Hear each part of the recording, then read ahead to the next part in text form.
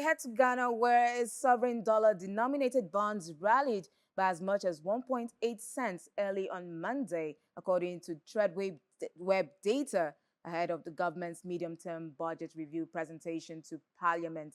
Now, the debt-distressed West African countries' 2032, 2051, and 2061 maturities gained the most, hitting their highest levels in nearly a year, but all were still trading below 45 cents on the dollar.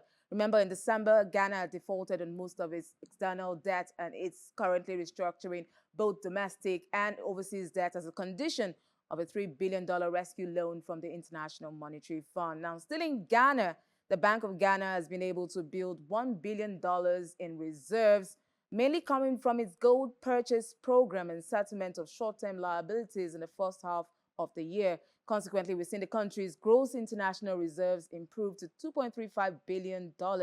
Courage Boti, economist and research lead at GCB Capital Limited in Accra, Ghana, joins me now virtually. Good afternoon, Courage. It's good to have you on the program. But tell me, how does the current reserve level compare to the previous years for the Bank of Ghana? This build-up seemed like one historical, or would I say something that we have not seen in quite some time? Well, good afternoon from Accra, Ghana. I think the highest level of reserve in recent memory will be 11.3 billion, chalked sometime in May 2021. That covered about 5.5 months of import. Fast forward the events of 2022 and then issues thereof. In fact, even preceding 2022, we closed 2021 with 9.69, 4.4 months of import. Then it came down and down to about 6.24 billion, 2.7 months of import at the end of 2022. As we speak, from the data available by June, like you said right now, it's about 2.35 billion, really. So the trajectory has been a decline, and for very obvious reasons, really, over the last 2, 3 years. So how did the settlement of short-term liabilities, if been on decline, contribute to the reserve increase? Well, I think that needs a bit of context. I guess the governor was responding to a question, and that statement came out really. If you look at it, two things are happening. The IMF have always contended that our way of computing reserve is not appropriate, in that we include petroleum funds, as in savings from our oil fields, which is statutory, and then encumbered assets. We include them in our computation of reserves, really. And IMF has always been that let's take those out and look at reserve on that level, really. So if you look at it in terms of gross reserve, that includes the petroleum funds and then encumbered assets. There is actually reserve depletion of about $894 million in 2023 so far, from January to June.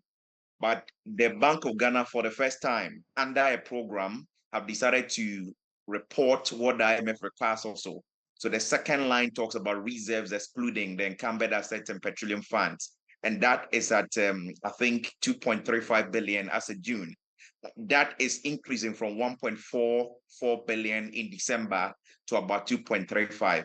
And that is about 913 million addition to that from the start of year, really. So that is the context. The settlement of short-term liabilities like your swaps, currency swaps, your forward contract and stuff like that, in any case, should deplete your reserve, and you can see that in the gross reserve, really. But I think the net reserve is the reserve adjusted for those encumbered assets is showing an increase, and that is where you could be accounting for probably the gold for reserve policy that is in place. So has this 1 billion reserve buildup had any significant impact on Ghana's economic, or the stability of the economy, or the currency value? Well, the CD has been broadly very stable so far this year, by January, where we saw the sharp depreciation, that more than 21% depreciation in January alone. But thereafter, I think between February and now, it's about 1.8% depreciation. So broad stability after that. I think a number of things are at play. The portfolio reversal pressures in 2022 that led to the sharp depreciation is almost non-existent now, because bonds cannot trade post DDP. post the domestic debt exchange. Bonds are not trading. The secondary market for bonds is just generally inactive at this moment. So those who even want to exit the market do not have the buy side people to take them up really. And for most of these fund managers, they are looking for internal sources to raise money to pay their clients and all of that. So there is practically no activity on the bond market at this point. So you are not seeing your usual repatriation that comes with it. We have also suspended external debt service, which means that a large liability that could have gone into debt service for the first half of the year, and we've seen a number of Eurobond coupons fall due and other external debt fall due, but have not been annexed because of the debt suspension.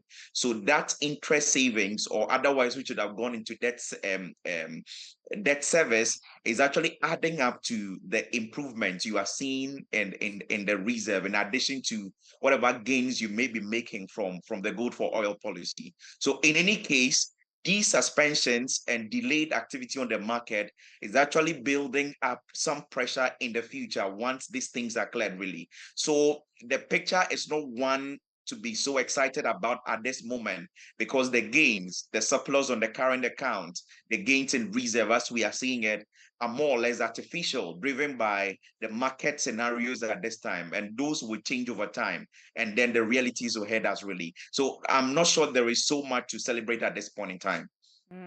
So what are the risks of relying on the gold purchases to shore up reserves? Do you think there are challenges to this? Well, in the meantime, I have a view. My view on that is this: um, it doesn't change a lot at the moment. What it does is Bank of Ghana is able to use CDs to buy these gold and then sell them or process them into reserves, which has dollar value really. The good thing is that while the argument could be the CD injection could be inflationary, yes, on one hand, we have gold backing every CD that is going into or reserve in dollars backing every CD that goes into gold purchase. So not so much problem there. Two, if need be, they can always sterilize the CD injection to ensure that inflation is tamed. But what that does is Bank of Ghana is buying gold from the small scale miners and then the multilateral institutions who would have sold gold anyway. And for the small scale miners, they had dealers who take these things up and they export them, bringing FX that flows to the banking system. What it does is that we are switching who has control over those flows now. It goes now to the Bank of Ghana rather than the banking system. So Bank of Ghana and its reserves could grow, but what you are robbing the banking system of is also liquidity from the proceeds of this gold export, really. So at the end of the day, it solves the problem of building reserve, but it also creates a problem of liquidity, potential liquidity pressure on the interbank market, which may mean Bank of Ghana would have to come in every here and there to even out volatility or do some auctions to inject liquidity into the system, really. So it solves an immediate problem of building reserve and reducing vulnerability. But on the other hand, there are liquidity consequences in the system, probably not so pronounced now, but definitely will be at some point. Thank you so much, Courage Boti, GCV Capital Limited, joining us from Accra, Ghana. We'll keep watching, keep track of how this unfolds, especially for the second half of 2023 for Ghana. Thank you so much for coming on the program. My pleasure.